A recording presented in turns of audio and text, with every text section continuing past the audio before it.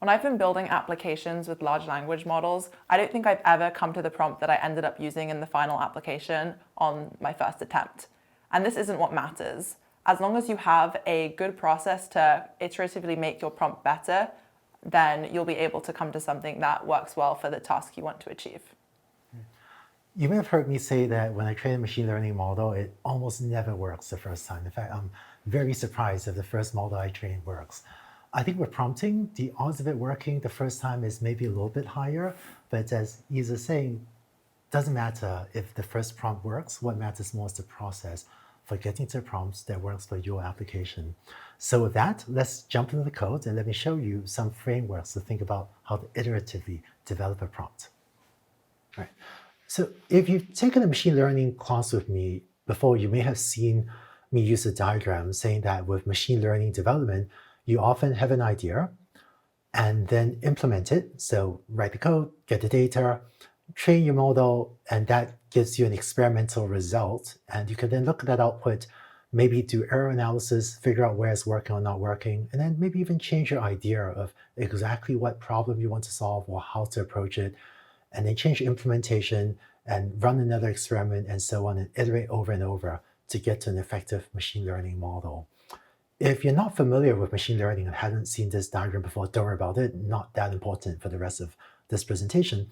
But when you are writing prompts to develop an application using an LLM, the process can be quite similar, where you have an idea for what you want to do, the task you want to complete, and you can then take a first attempt at writing a prompt that hopefully is clear and specific, and maybe, if appropriate, gives the system time to think. And then you can run it and see what result you get. And if it doesn't work well enough the first time, then the iterative process of figuring out why the instructions, for example, were not clear enough, or why it didn't give the algorithm enough time to think, allows you to refine the idea, refine the prompt, and so on, and to go around this loop multiple times until you end up with a prompt that works for your application. This too is why I personally have not paid as much attention to the internet articles that say 30 perfect prompts, because I think there probably isn't a perfect prompt for everything under the sun. It's more important that you have a process for developing a good prompt for your specific application. So let's look at an example together in code. I have here the starter code that you saw in the previous videos. I have import OpenAI, import OS. Here we get the OpenAI API key, and this is the same helper function that you saw as last time. And I'm going to use as the running example in this video the task of summarizing a fact sheet for a chair. So let me just paste that in here. And feel free to pause the video and read this more carefully in the notebook on the left if you want. But here's a fact sheet for a chair with a description saying it's part of a beautiful family of mid-century inspired and so on. Talks about the construction, has the dimensions, options for the chair, materials, and so on. Comes from Italy.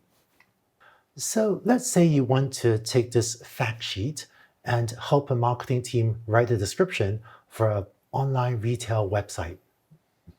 Let me just quickly run these three, and then we'll come up with a prompt as follows. And I'll just paste this in. So my prompt here says, your task is to help a marketing team create the description for a retail website of the product based on a technical fact sheet, write a product description, and so on. Right? So this is my first attempt to explain the task to the large language model. So let me hit Shift Enter, and this takes a few seconds to run. And we get this result. It looks like it's done a nice job writing a description, introducing a stunning mid-century inspired office chair, perfect edition, and so on. But when I look at this, I go, boy, this is really long. It's done a nice job doing exactly what I asked it to, which is start from the technical fact sheet and write a product description. But when I look at this, I go, this is kind of long. Maybe we want it to be a little bit shorter. So I have had an idea. I wrote a prompt, got a result. I'm not that happy with it because it's too long. So I will then clarify my prompt and say, use at most 50 words to try to give better guidance on the desired length of this, and let's run it again.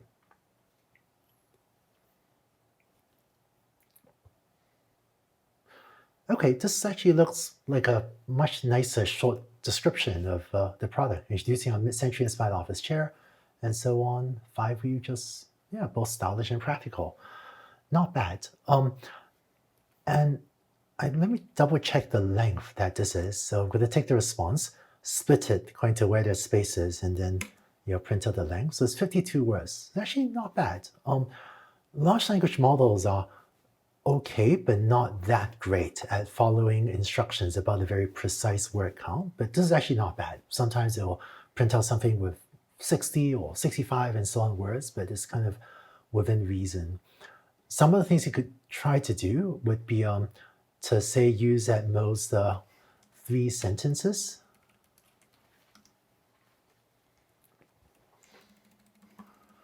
And let me run that again.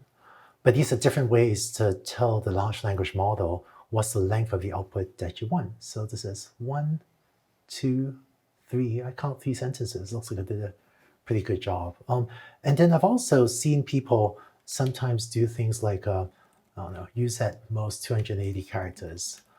Large language models, because of the way they interpret text, using something called a tokenizer, which I won't talk about, but they tend to be so-so at counting characters, but let's see, 281 characters. It's actually surprisingly close. Usually a large language model doesn't get it quite this close, but these are different ways they can play with to try to control the length of the output that you get. But let me just switch it back to use at most 50 words.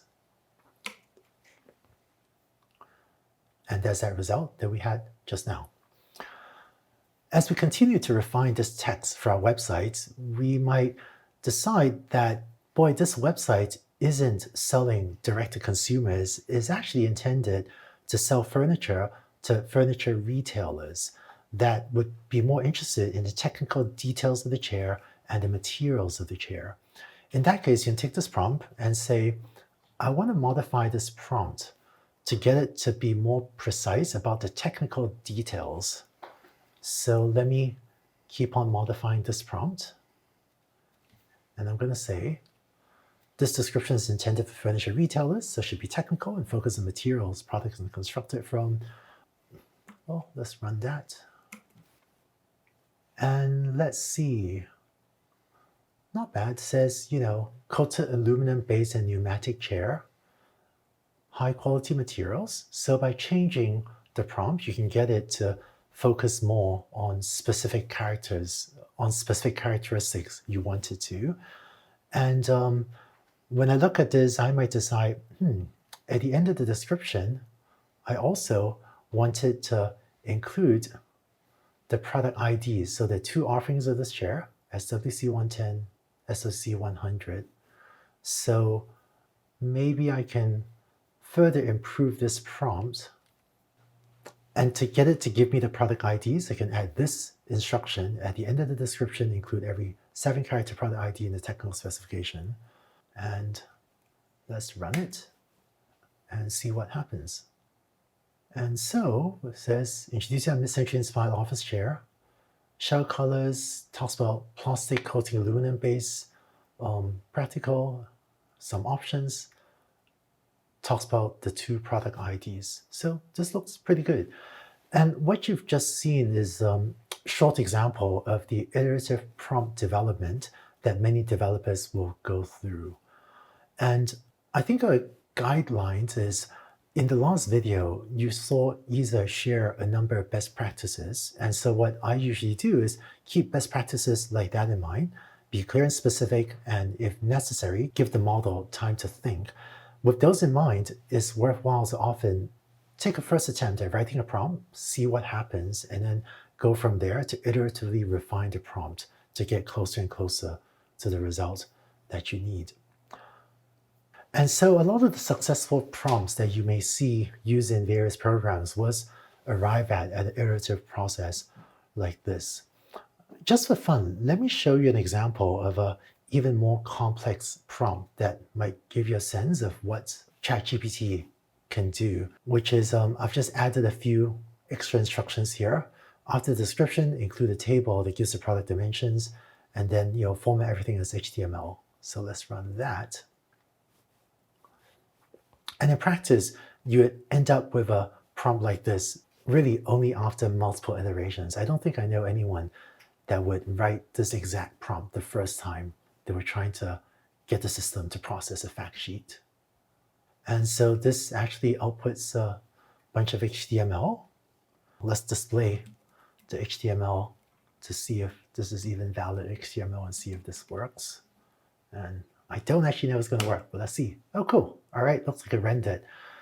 So it has this really nice looking description of a chair, construction, materials, product dimensions. Oh, it looks like I left out the use at most 50 words instruction. So this is a little bit long, but if you want that, you can even feel free to pause the video, tell it to be more succinct and regenerate this and see what results you get. So I hope you take away from this video that prompt development is an iterative process. Try something, see how it does not yet fulfill exactly what you want, and then think about how to clarify your instructions, or in some cases, think about how to give it more space to think to get it closer to delivering the results that you want. And I think the key to being an effective prompt engineer isn't so much about knowing the perfect prompt, it's about having a good process to develop prompts that are effective for your application. And in this video, I illustrated developing a prompt using just one example. For more sophisticated applications, sometimes you will have multiple examples, say a list of 10 or even 50 or 100 fact sheets, and iteratively develop a prompt and evaluate it against a large set of cases. But for the early development of most applications, I see many people developing it sort of the way I am, with just one example. But then for more mature applications, sometimes it could be useful to evaluate prompts against a larger set of examples, such as to test different prompts on dozens of fact sheets to see how its average or worst case performance is on multiple fact sheets. But usually you end up doing that only when an application is more mature and you have to have those metrics to drive that incremental last few steps of prompt improvement. So with that, please do play with the Jupyter Code Notebook examples and try out different variations and see what results you get. And when you're done, let's go on to the next video where we'll talk about one very common use of large language models in software applications, which is to summarize text. So when you're ready, let's go on to the next video.